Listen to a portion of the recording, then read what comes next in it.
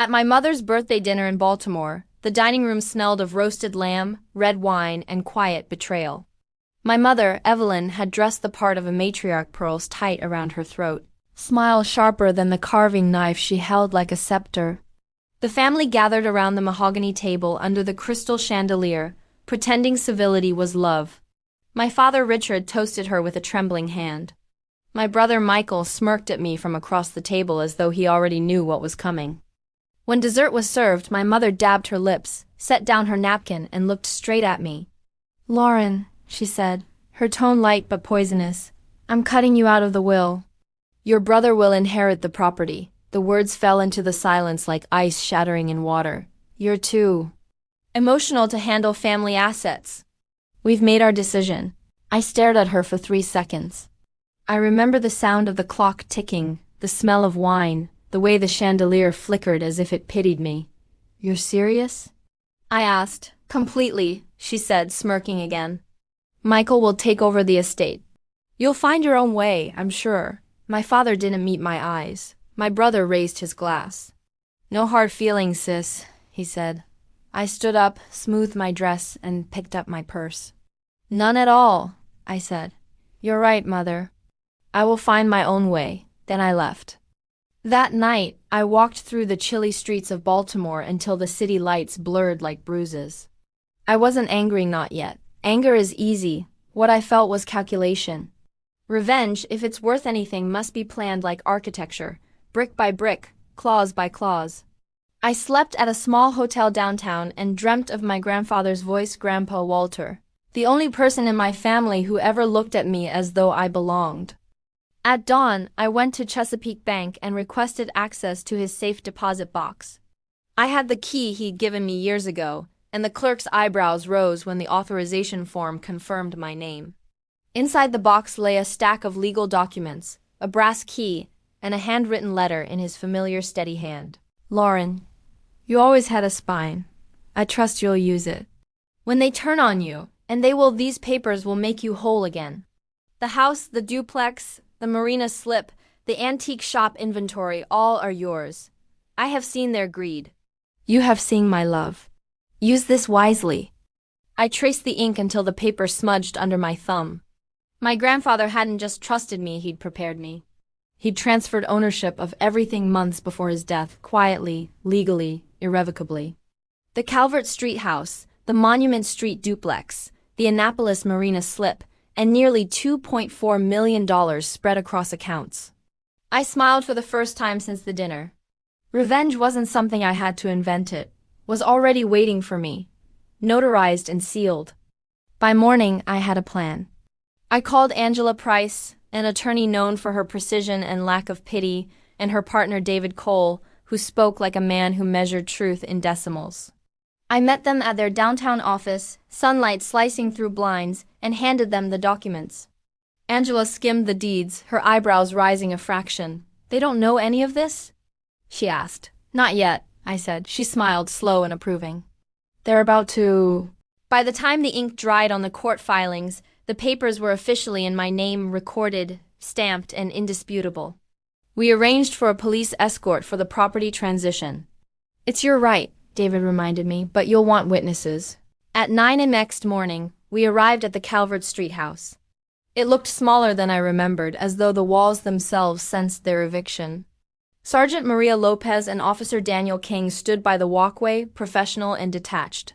My mother opened the door in her silk robe, pearls still gleaming from the night before. The moment she saw the officers and my lawyers behind me, her face drained of color. "What is this?" she demanded. "Official notice," Angela said, handing her the documents. "As of the recorded date, this property and all assets listed under the Whitman estate have been transferred to Ms. Lauren Whitman." My father stumbled forward, voice rising. "This is absurd. We'll contest this." "You can't," David replied. "It's irrevocable. Mr. Walter Whitman signed over ownership before his death. Everything has been verified and certified by the county clerk." Michael appeared at the top of the stairs in a t-shirt, his hair disheveled, his confusion quickly giving way to fury. "You're lying," he said. I smiled at him, the same cold, patient smile my mother had given me over cake. "No, I'm not." You see, Grandpa trusted me because I actually loved him, not because I was waiting for him to die. The officers stepped inside, polite but firm, as they oversaw the removal process. My mother trembled, her voice cracking between rage and pleading. "Lauren, please, be reasonable." "We're family, family," I repeated. "Family threw me out last night. Family decided I was worthless. Family deserves a reminder that blood doesn't buy loyalty, it buys debt." She reached for my hand. I stepped back. "You made your choice, Mother. I'm just enforcing the terms." My father tried to bluster, waving his hands. "You can't just—" I cut him off. "I can, and I am. You've got 30 minutes to pack what's yours. The rest stays," they begged. They cried, they called me heartless. Maybe I was. Heartless is what you become when the people who made you mistake kindness for weakness. The officers ensured the process was civil, but civility was never my goal. Revenge was cold, documented, and absolute. Michael glared at me from the doorway as he carried a box of clothes to his car. "You'll regret this," he spat. "I don't regret cleaning house," I said. "You should have learned to read contracts before playing heir." My parents stood on the curb as I closed the front door. I didn't slam it. I closed it firmly. There's a difference. Slamming is emotional. Closing is final. Inside, the air smelled like dust and victory. I stood in the foyer, sunlight painting the staircase in gold, and breathed in the silence they'd left behind. This was my inheritance, not just the property but the lesson. Power never forgives, but it always remembers. I took Grandpa's letter from my bag and placed it on the mantel beside a framed photo of him and me from years ago. "You always had a spine," he'd written. I smiled. "You were right, Grandpa." I finally used it. That night I ordered new locks, called the insurance company, and opened a bottle of wine that had been sitting unopened in their cabinet for 10 years. As the clock struck midnight, I raised my glass to the empty house. "To revenge," I whispered. "May it always be worth the paperwork." I drank deeply, letting the bitterness slide down my throat like justice. Outside, Baltimore's city lights flickered against the window, bright and cold.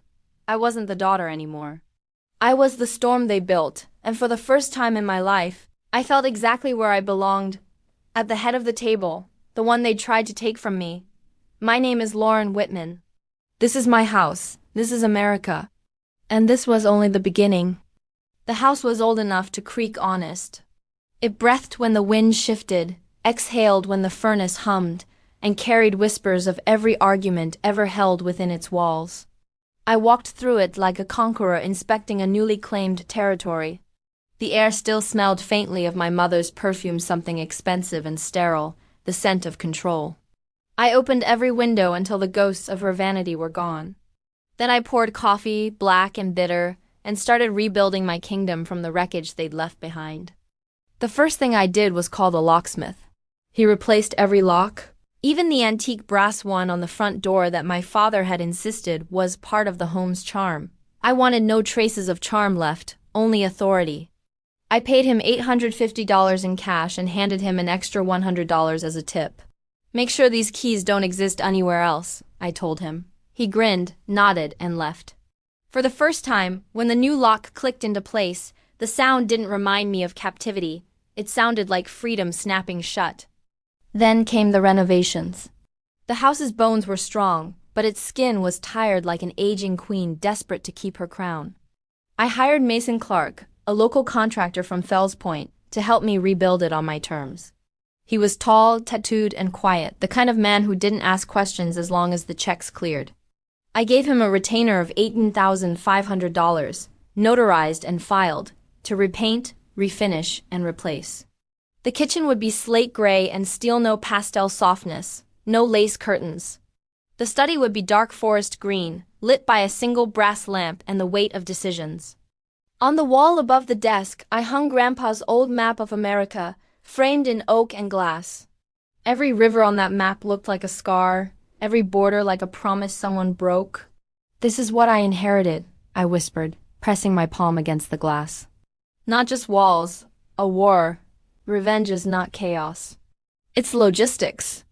I made lists, spreadsheets, files.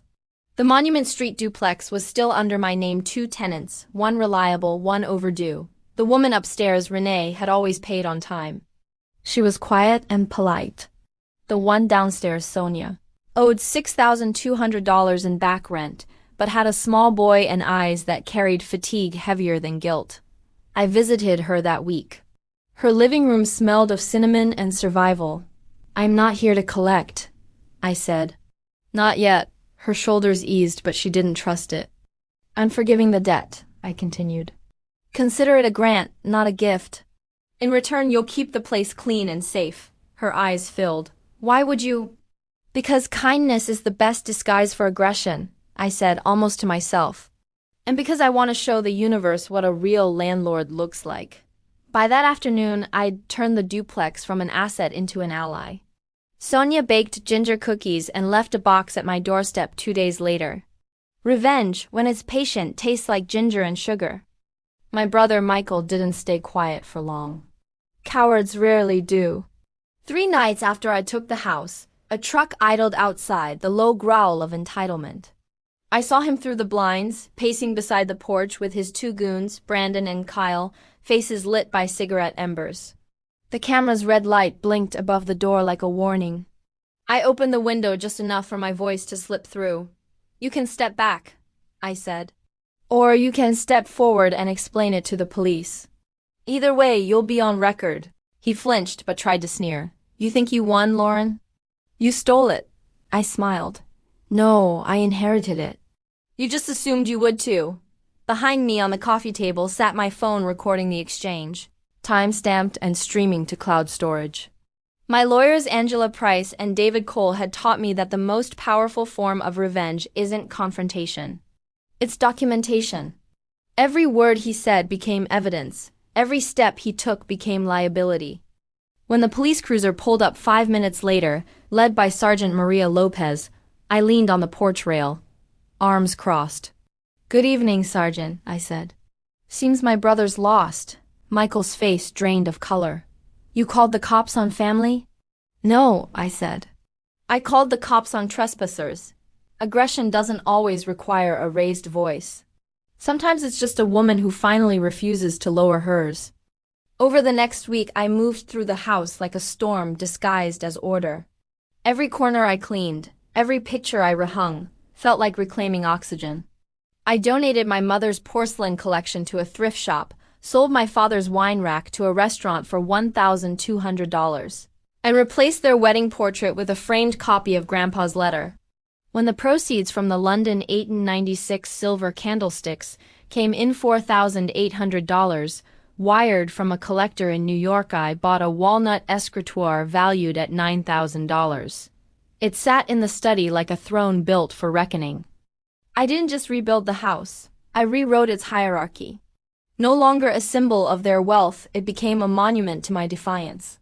At night, I sat at the desk, sipping bourbon, reviewing the accounts.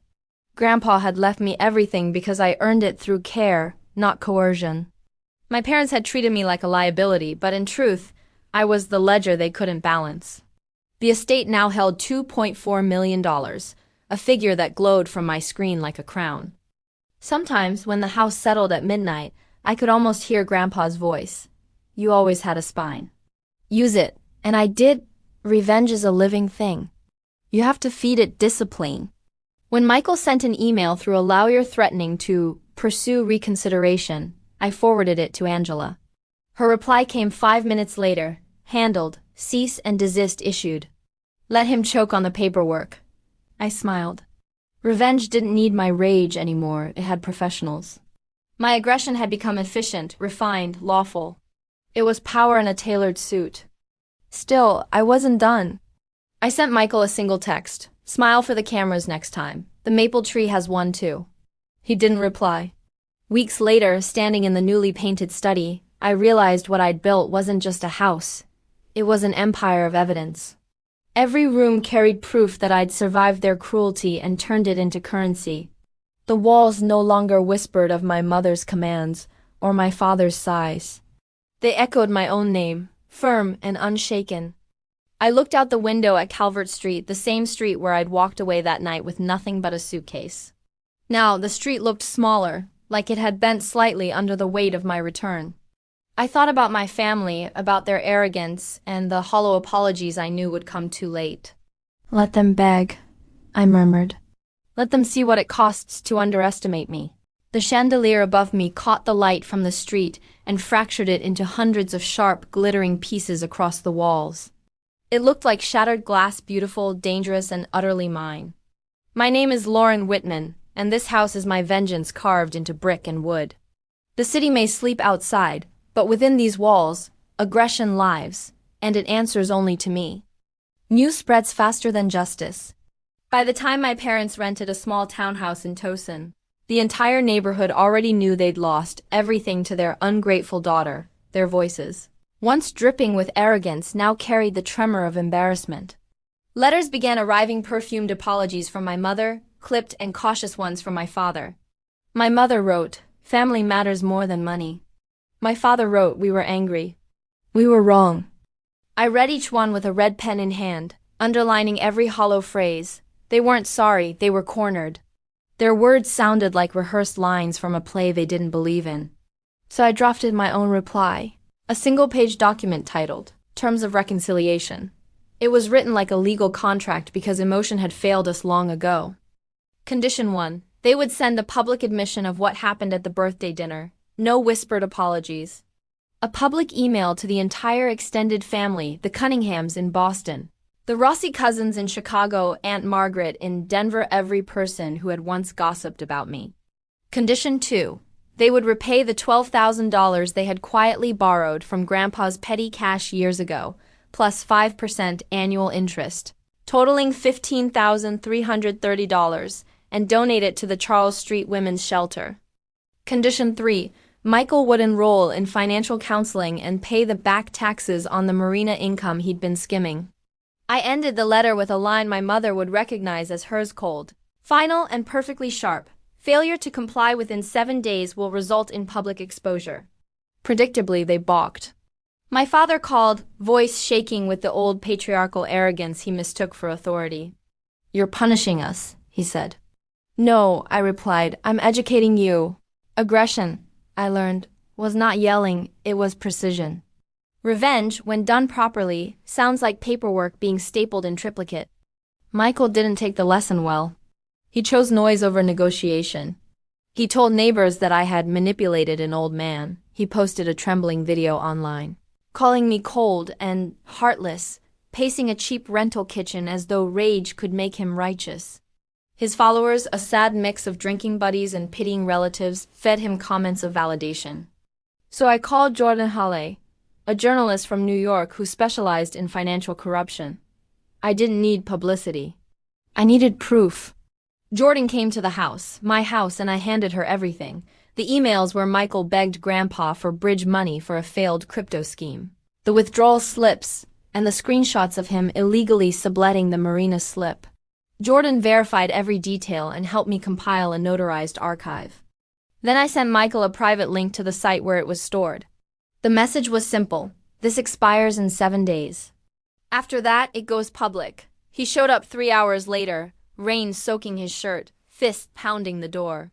"You can't do this," he shouted. "I already did," I said calmly. "But you can choose the caption." That broke him more than any threat could have. By day 6, he wired $8,750 toward the back taxes and sent proof of enrollment in counseling. My parents, now racing the same clock, sent me a scanned receipt showing their $15,330 donation to the women's shelter. Attached to it was a mass email subject line: family in America and friends in Europe. It contained their confession, 2 paragraphs long, written with trembling humility. "We wronged our daughter, Lauren.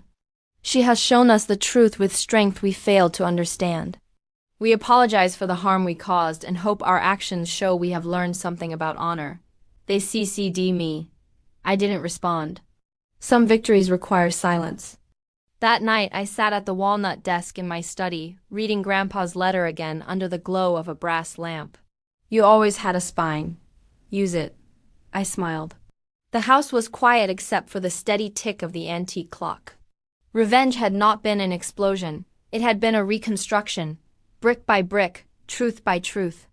I closed my laptop, leaned back in my chair, and let the quiet hum of the house wrap around me. My family had finally paid their debt not just in dollars but in dignity. And I, Lauren Whitman, had learned the sweetest lesson of all. Sometimes aggression isn't destruction. Sometimes it's correction with interest. Revenge is addictive. It begins as survival and turns into sport. I could feel it humming under my skin even after the dust had settled, the same pulse that had once driven me to reclaim the house, the fortune, and my dignity. But I didn't want to become a creature built only for retaliation. Aggression can build kingdoms, but if you don't watch it, it eats its own walls. So I made myself a promise. I would build something my anger couldn't touch. I turned the Monument Street duplex into transitional housing for women escaping coercive homes. The city offered a $25,000 grant. I matched it, dollar for dollar, from the estate funds that used to line my parents' vacations.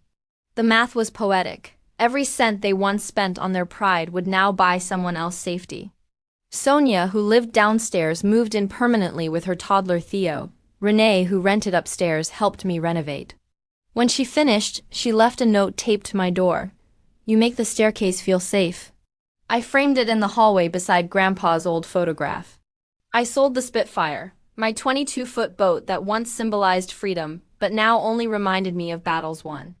The sale fetched $13,200, and I poured it into a fund to cover first-month rents for women finding work. I hired Mason Clark, the same contractor who rebuilt the Calvert Street house, as the property's full-time caretaker. I paid him $2,000 monthly steady work, steady loyalty. My attorneys, Angela and David, got every invoice settled within 24 hours, always rounded up to the nearest $100. Revenge had been fueled by precision. Healing would be too. Still, I didn't abandon aggression. I refined it. When Michael tried to contact me through a lawyer claiming reconciliation, I sent a single reply: all contact must be directed through counsel. Violations will result in a restraining order. Aggression doesn't mean violence. It means boundaries sharpened to a blade. My parents, Evelyn and Richard, didn't dare reach out directly again. They had become ghosts haunting a house that was no longer theirs. But ghosts linger in memories. Some nights I caught myself reliving the dinner, the smirk, the humiliation, the walk into the cold. I would stand at the kitchen window, stare at the brass knocker glinting in moonlight, and whisper to the house, "We won." The house always seemed to listen, creaking softly like a living witness. By summer, the duplex project began drawing attention. The Baltimore Herald ran a small piece about a restored home turned sanctuary. My name was there, Lauren Whitman, founder of the Aegis Foundation, Aegis, meaning shield. I liked the sound of it. My revenge had birthed something noble, though I wouldn't admit it out loud. I had punished cruelty by building safety. My aggression had become a blueprint instead of a weapon. Then came my mother's last attempt. A letter handwritten this time, no perfume, no bravado. "We're proud of what you've done," she wrote. "We see now you were right to fight for what was yours." I read it once, folded it neatly, and placed it in the fireplace. The flames curled around her script, devouring each word that once tried to define me. My revenge wasn't in the burning, it was in the calm that followed. That evening I baked a plain white cake. No celebration, no guests. Just me and the hum of the refrigerator, the quiet of victory that didn't need applause. I set a single candle in the center, lit it, and whispered, "Happy birthday, Lauren." The flame danced and bowed as though the house itself approved. I didn't make a wish. I'd already granted my own. If I wanted to count, I could. $2.4 million secured, $15,330 donated, $8,750 recovered, $50,000 invested in futures that weren't mine, but the numbers didn't matter anymore. The real balance sheet was written in peace. I was cast out and came home stronger. I was underestimated and learned to be my own reckoning. I was told to leave and I stayed, owning every inch of the ground they tried to take. My name is Lauren Whitman. This is my house. This is America, the land that once buried me under family pride and now bows to my resolve. And this is where the story ends, not with slammed doors or broken voices, but with a woman who rebuilt her empire brick by brick out of revenge, aggression, and finally grace.